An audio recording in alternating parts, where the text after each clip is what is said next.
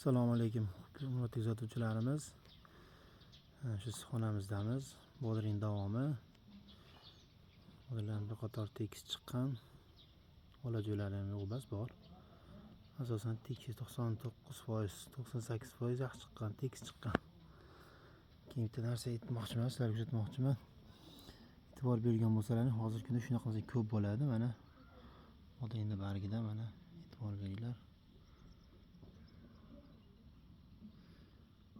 Qing'ir mana shularda qurt yegan bo'ladi. Mana.